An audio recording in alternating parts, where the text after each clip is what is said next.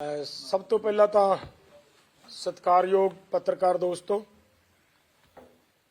ਤੁਹਾਡਾ ਸਾਰਿਆਂ ਦਾ ਅੱਜ ਇੱਥੇ ਆ ਕੇ ਸਾਡੀ ਇਸ ਗੱਲ ਨੂੰ ਪੂਰੇ ਦੇਸ਼ਾਂ ਵਿਦੇਸ਼ਾਂ ਦੇ ਵਿੱਚ ਪਹੁੰਚਾਉਣ ਦਾ ਜੋ ਉਪਰਾਲਾ ਹੈ, ਇਹਦੇ ਲਈ ਅਸੀਂ ਸਾਰਿਆਂ ਦਾ ਧੰਨਵਾਦ ਕਰਦੇ ਹਾਂ। ਬਹੁਤ ਮਿਹਰਬਾਨੀ, ਸ਼ੁਕਰੀਆ। ਤੁਸੀਂ ਸਾਡੀ ਗੱਲ ਨੂੰ ਅੱਗੇ ਲਿਜਾਣ ਵਾਸਤੇ ਬਹੁਤ ਵੱਡਾ ਉਪਰਾਲਾ ਕਰ ਰਹੇ ਹੋ।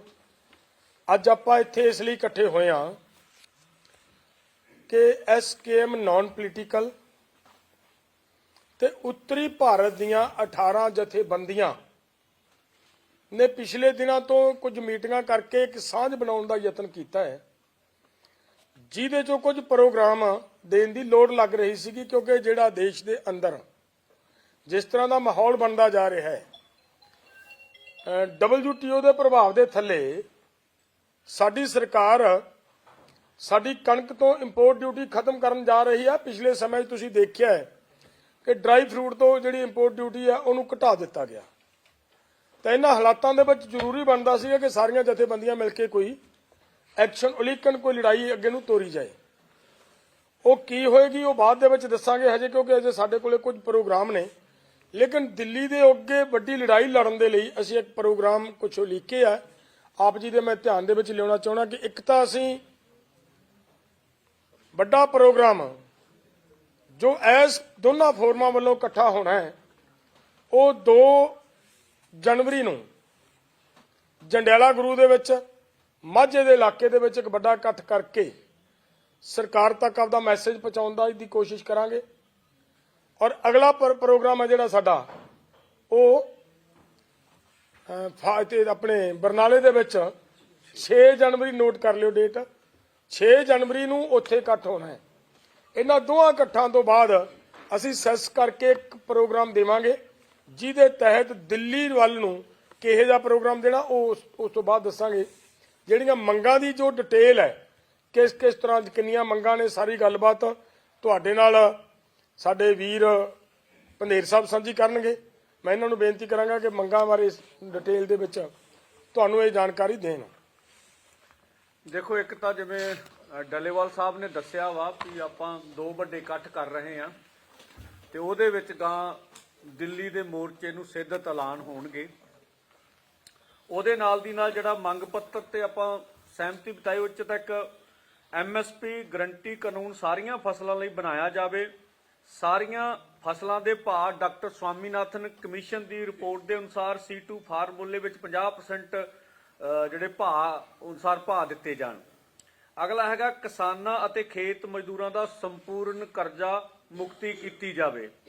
ਇਹਦੋਂ ਬਾਅਦ 3 ਨੰਬਰ 'ਚ ਪਿਛਲੇ ਦਿੱਲੀ ਅੰਦੋਲਨ ਦੀਆਂ ਅਧੂਰੀਆਂ ਰਹਿੰਦੀਆਂ ਮੰਗਾਂ, ਜਿਵੇਂ ਕਿ ਲਖੀਮਪੁਰ ਖੀਰੀ ਕਾਂਡ ਦਾ ਜਿਹੜਾ ਇਨਸਾਫ ਦਿੱਤਾ ਜਾਵੇ, ਅਜੇ ਮਿਸ਼ਰਾ ਨੂੰ ਮੰਤਰੀ ਮੰਡਲ ਵਿੱਚੋਂ ਬਰਖਾਸਤ ਕਰਕੇ ਗ੍ਰਿਫਤਾਰ ਕੀਤਾ ਜਾਵੇ, ਆਸ਼ੀਸ਼ ਮਿਸ਼ਰਾ ਦੀ ਜ਼ਮਾਨਤ ਰੱਦ ਕੀਤੀ ਜਾਵੇ, ਸਾਰੇ ਦੋਸ਼ੀਆਂ ਤੇ ਬਣਦੀ ਕਾਰਵਾਈ ਕੀਤੀ ਜਾਵੇ ਅਤੇ ਹੋਏ ਸਮਝੌਤੇ ਅਨੁਸਾਰ ਜ਼ਖਮੀਆਂ ਨੂੰ 10 ਲੱਖ ਰੁਪਏ ਦਾ ਮੁਆਵਜ਼ਾ ਦਿੱਤਾ ਜਾਵੇ। ਦਿੱਲੀ ਮੋਰਚੇ ਸਮੇਤ ਦੇਸ਼ ਭਰ ਦੇ ਸਾਰੇ ਅੰਦੋਲਨਾਂ ਦੌਰਾਨ ਪਾਏ ਗਏ ਹਰ ਤਰ੍ਹਾਂ ਦੇ ਕੇਸ ਰੱਦ ਕੀਤੇ ਜਾਣ। ਅੰਦੋਲਨ ਦੌਰਾਨ ਸ਼ਹੀਦ ਹੋਏ ਕਿਸਾਨਾਂ ਮਜ਼ਦੂਰਾਂ ਦੇ ਪਰਿਵਾਰਾਂ ਨੂੰ ਮੁਆਵਜ਼ਾ ਅਤੇ ਨੌਕਰੀਆਂ ਦਿੱਤੀਆਂ ਜਾਣ ਅਤੇ ਦਿੱਲੀ ਮੋਰਚੇ ਦੀ ਸ਼ਹੀਦ ਸਮਾਰਕ ਲਈ ਦਿੱਲੀ ਵਿੱਚ ਜਗ੍ਹਾ ਦਿੱਤੀ ਜਾਵੇ। ਇਹਦਾ ਇੱਕ ਐੜਾ ਭਾਗ ਹੈਗਾ ਵਾ ਬਿਜਲੀ ਸੈਕਟਰ ਨੂੰ ਨਿੱਜੀ ਹੱਥਾਂ ਵਿੱਚ ਦੇਣ ਵਾਲੇ ਬਿਜਲੀ ਸੋਧ ਬਿੱਲ ਬਾਰੇ ਦਿੱਲੀ ਮੋਰਚੇ ਦੌਰਾਨ ਸਹਿਮਤੀ ਬਣੀ ਸੀ ਕਿ ਖਪਤਕਾਰਾਂ ਨੂੰ ਵਿਸ਼ਵਾਸ ਵਿੱਚ ਲਏ ਬਿਨਾਂ ਲਾਗੂ ਨਹੀਂ ਕੀਤਾ ਜਾਵੇਗਾ, ਪਰ ਆਰਡੀਨੈਂਸਾਂ ਦੁਆਰਾ ਇਸ ਨੂੰ ਪਿਛਲੇ ਦਰਵਾਜ਼ੇ ਰਾਹੀਂ ਲਾਗੂ ਕੀਤਾ ਜਾ ਰਿਹਾ ਹੈ। ਇਸ ਨੂੰ ਰੱਦ ਕੀਤਾ ਜਾਵੇ। ਈਡੀ ਕੀਤੇ ਵਾਅਦੇ ਅਨੁਸਾਰ ਖੇਤੀਬਾੜੀ ਸੈਕਟਰ ਨੂੰ ਪ੍ਰਦੂਸ਼ਣ ਕਾਨੂੰਨ ਵਿੱਚੋਂ ਬਾਹਰ ਕੀਤਾ ਜਾਵੇ। ਇਹ ਮੰਨੀ ਸੀ ਮੰਗ। ਨੰਬਰ 4, ਭਾਰਤ ਵਿਸ਼ਵ ਵਪਾਰ ਸੰਸਥਾ ਵਿੱਚੋਂ ਬਾਹਰ ਆਵੇ। ਵਿਦੇਸ਼ਾਂ ਤੋਂ ਖੇਤੀ ਜਿਨਸਾਂ, ਦੁੱਧ ਉਤਪਾਦ, ਫਲ, ਸਬਜ਼ੀਆਂ, ਮੀਟ ਆਦਿ ਦੇ ਉੱਪਰ ਆਯਾਤ ਡਿਊਟੀ ਘੱਟ ਕਰਨ ਦੀ ਬਜਾਏ ਵਧਾਈ ਜਾਵੇ ਅਤੇ ਭਾਰਤ ਦੇ ਕਿਸਾਨਾਂ ਦੀਆਂ ਪਹਿਲ ਦੇ ਆਧਾਰ ਤੇ ਫਸਲਾਂ ਖਰੀਦੀਆਂ ਜਾਣ। ਨੰਬਰ ਹੈਗਾ 5, 58 ਸਾਲ ਤੋਂ ਵਧੇਰੇ ਉਮਰ ਦੇ ਕਿਸਾਨਾਂ ਅਤੇ ਖੇਤ ਮਜ਼ਦੂਰਾਂ ਲਈ ਪੈਨਸ਼ਨ ਯੋਜਨਾ ਲਾਗੂ ਕਰਕੇ 10,000 ਰੁਪਏ ਪ੍ਰਤੀ ਮਹੀਨਾ ਪੈਨਸ਼ਨ ਦਿੱਤੀ ਜਾਵੇ। ਖੇਤ ਨੂੰ ਇਕਾਈ ਮੰਨਦੇ ਹੋਏ ਸਰਕਾਰ ਖੁਦ ਪ੍ਰੀਮੀਅਮ ਭਰ ਕੇ ਫਸਲੀ ਬੀਮਾ ਯੋਜਨਾ ਲਾਗੂ ਕਰੇ। ਨੰਬਰ 7 ਹੈਗਾ ਜੀ, ਜ਼ਮੀਨ ਅਕਵਾਇਰ ਕਰਨ ਸੰਬੰਧੀ 2013 ਐਕਟ ਨੂੰ ਉਸੇ ਰੂਪ ਵਿੱਚ ਲਾਗੂ ਕੀਤਾ ਜਾਵੇ ਤੇ ਕੇਂਦਰ ਸਰਕਾਰ ਦੁਆਰਾ ਸੂਬਿਆਂ ਨੂੰ ਜ਼ਮੀਨ ਅਕਵਾਇਰ ਕਰਨ ਸੰਬੰਧੀ ਦਿੱਤੇ ਨਿਰਦੇਸ਼ ਰੱਦ ਕੀਤੇ ਜਾਣ। ਇਹ ਸੀਗਾ 7 ਜਿਹੜਾ ਵਾ ਸੂਤਰੀ ਮੰਗ ਪੱਤਰ ਆ ਸਾਡਾ, ਜਿਹਦੇ ਤੇ ਆਪਾਂ ਸਹਿਮਤੀ ਬਣਾ ਕੇ ਅੱਗੇ ਜਿਹੜੇ ਆ ਉਹ ਵੱਡੇ ਅੰਦੋਲਨ ਖਾਸ ਕਰਕੇ ਕੇਂਦਰ ਨੂੰ ਸੇਧਤ ਜਿਹੜੇ ਚਲਾਉਣੇ ਆ ਉਹਨਾਂ ਦੇ ਸਹਿਮਤੀ ਬਣ ਕੇ ਜਿਹੜਾ ਵਾ ਇਹ ਦੋ ਵੱਡੇ ਪੰਜਾਬ ਦੇ ਇਕੱਠਾਂ ਦਾ ਐਲਾਨ ਕੀਤਾ ਵਾ ਔਰ ਉਹਦੇ ਵਿੱਚ ਅੱਗੇ ਜਿਹੜਾ ਵਾ ਦਿੱਲੀ ਅੰਦੋਲਨ ਬਾਰੇ ਆਪਾਂ ਜਿਹੜਾ ਵਾ ਉਹਦੇ ਐਲਾਨ ਉਹਦੇ ਵਿੱਚ ਕਰਾਂਗੇ। ਮੈਂ ਕਹਿੰਦਾ ਆਪਣਾ ਮੋੜੀ ਸਾਹਿਬ ਹਰਿਆਣੇ ਤੋਂ ਨੇ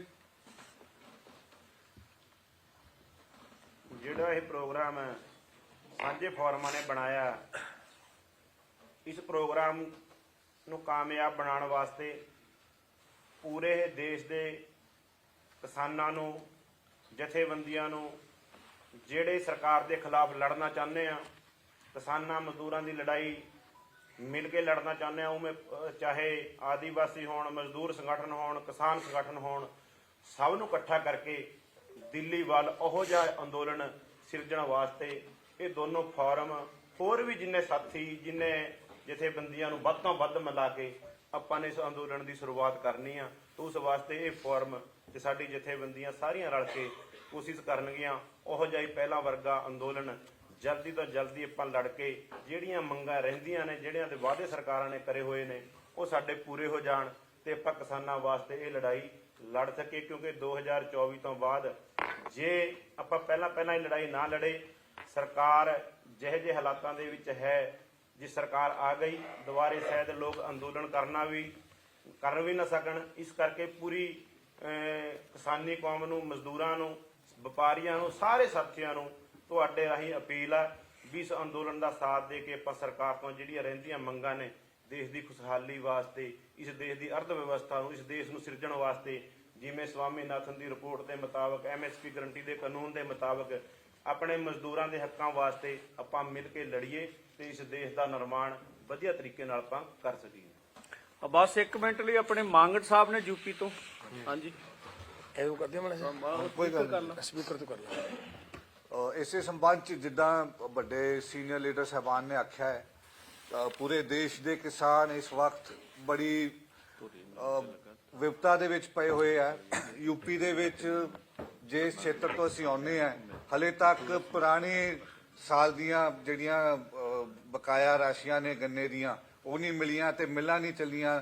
ਸਰਕਾਰ ਕਿਤੇ ਨਾ ਕਿਤੇ ਇੱਕ ਕਿਸਾਨ ਮਾਰੂ ਨੀਤੀ ਦੇ ਤਹਿਤ ਕੰਮ ਕਰ ਰਹੀ ਹੈ ਔਰ ਕਾਰਪੋਰੇਟ ਘਰਾਣਿਆਂ ਨੂੰ ਮੁਨਾਫਾ ਦੇਣ ਦੀ ਜਿਹੜੀ ਉਹਨਾਂ ਦੀ ਟ੍ਰੈਂਡ ਹੈ ਉਹਨੂੰ ਹੀ ਫੋਲੋ ਕਰ ਰਹੀ ਹੈ। ਤੇ ਸਾਡੀ ਬੇਨਤੀ ਹੈਗੀ ਹੈ ਕਿ ਪੰਜਾਬ ਤੇ ਹਰਿਆਣਾ, ਜਿਹਨੇ ਪਹਿਲਾਂ ਵੀ ਇਹ ਅੰਦੋਲਨ ਜਿਹੜਾ ਆਪਾਂ ਦਿੱਲੀ 13 ਮਹੀਨੇ ਲੜਿਆ, ਇਹਦੀ ਆਗਾਜ਼ ਕਰੇ ਤੇ ਪੂਰੇ ਹਿੰਦੁਸਤਾਨ, ਯੂਪੀ, ਉੱਤਰਾਖੰਡ, ਰਾਜਸਥਾਨ, MP ਦੇ ਸਾਰੇ ਕਿਸਾਨ ਇਸ ਅੰਦੋਲਨ ਦੇ ਵਿੱਚ ਪੂਰੀ ਆਪਣੀ ਭੂਮਿਕਾ ਜਿੱਦਾਂ ਪਹਿਲਾਂ ਨਿਭਾਈ ਹੈ ਉਦਾਂ ਵੀ ਨਿਭਾਉਣਗੇ। ਧੰਨਵਾਦ। ਕੋਈ ਹੋਰ ਕਿਸੇ ਤਰ੍ਹਾਂ ਦਾ ਕੋਈ ਸਵਾਲ ਨਹੀਂ ਤਾਂ ਥੋੜੀ ਜਿਹੀ ਗੱਲ ਕਰ ਲਓ ਤੁਸੀਂ ਪਹਿਲਾਂ, ਫਿਰ ਲੈ ਸਵਾਲ। ਦੇਖੋ ਦੋਸਤੋ, ਗੱਲ ਇਹ ਹੈ, ਇਹ ਜਿਹੜਾ ਅੱਜ ਦੋ ਫੋਰਮ ਇਕੱਠੇ ਹੋਏ ਨੇ, SKM ਨਾਨ ਪੋਲੀਟੀਕਲ ਤੇ ਉੱਤਰੀ ਭਾਰਤ ਦੀਆਂ 18 ਜਥੇਬੰਦੀਆਂ, ਕੁਝ ਪ੍ਰੋਗਰਾਮ ਦਿੱਲੀ ਵੱਲ ਨੂੰ ਸੇਧਤ SKM ਨਾਨ ਪੋਲੀਟੀਕਲ ਨੇ ਪਹਿਲਾਂ ਦਿੱਤੇ ਹੋਏ ਸੀਗੇ, ਜਿਹਦੇ ਚੋਂ ਇਹ ਰੱਖਿਆ ਗਿਆ ਸੀਗਾ ਕਿ ਅਸੀਂ ਪੂਰੇ ਭਾਰਤ ਦੇ ਵਿੱਚ 20 ਵੱਡੀਆਂ ਪੰਚਾਇਤਾਂ ਕਰਕੇ ਇੱਕ ਮਾਹੌਲ ਕ੍ਰੀਏਟ ਕਰਾਂਗੇ ਤਾਂ ਕਿ ਸਰਕਾਰ ਤੱਕ ਅਸੀਂ ਲੋਕਾਂ ਨੂੰ ਅਵੇਅਰ ਕਰਕੇ, ਜਾਗਰਤ ਕਰਕੇ ਅੰਦੋਲਨ ਦੇ ਰਾਹ ਤੇ ਤੋਰੀਏ।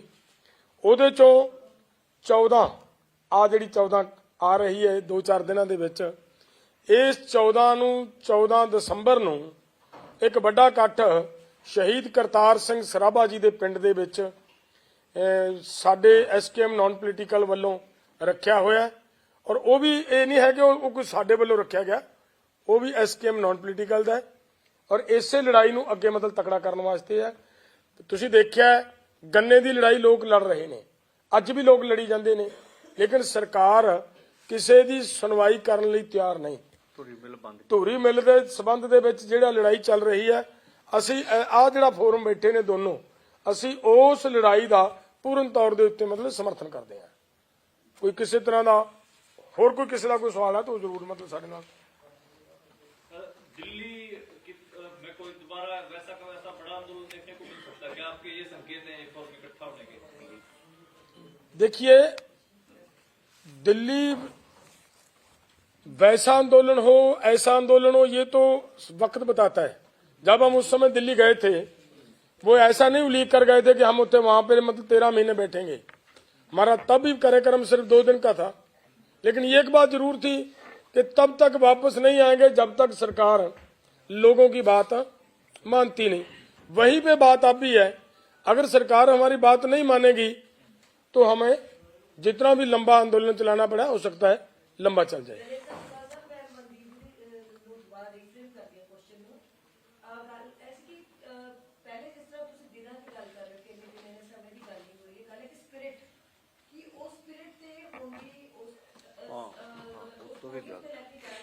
देखो नहीं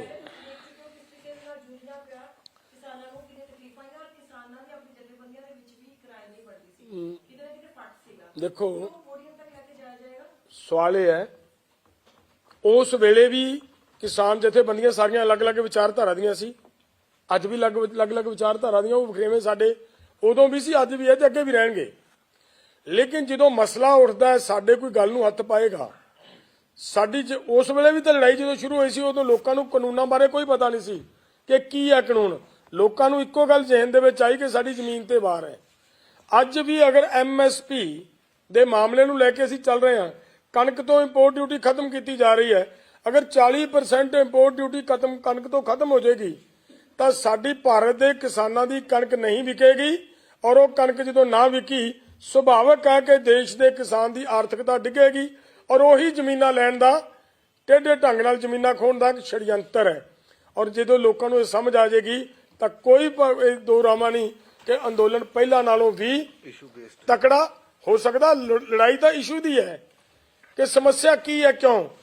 ਅਸਲ ਲੜਾਈ WTO ਦੇ ਪ੍ਰਭਾਵ ਥੱਲੇ ਸਾਰਾ ਕੁਝ ਹੋ ਰਿਹਾ, ਤੁਸੀਂ ਸਾਡੇ ਨਾਲੋਂ ਵੱਧ ਜਾਣਦੇ ਹੋ। ਠੀਕ ਹੈ, ਇੱਕ ਮਿੰਟ, ਮੈਂ ਤਾਂ ਇਹਦਾ ਐ ਜਵਾਬ ਦੇਣਾ ਹੋਊਗਾ, ਜੇ ਤਾਂ ਦਿੱਲੀ ਅੰਦੋਲਨ ਤੋਂ ਬਾਅਦ ਕਿਸਾਨਾਂ ਦੀਆਂ ਸਮੱਸਿਆ ਮੁੱਕ ਜਾਂਦੀਆਂ ਫਿਰ ਤਾਂ ਤੁਹਾਡਾ ਕੁਐਸਚਨ ਠੀਕ ਸੀਗਾ ਵੀ ਸ਼ਾਇਦ ਤੁਹਾਡਾ ਅੰਦੋਲਨ ਨਾ ਬਣੇ। ਕਿਸਾਨ ਮਜ਼ਦੂਰ ਦੀ ਸਮੱਸਿਆ ਵਧੀ ਆ, ਉਧਰੋਂ ਵੱਡਾ ਅੰਦੋਲਨ ਬਣ ਸਕਦਾ।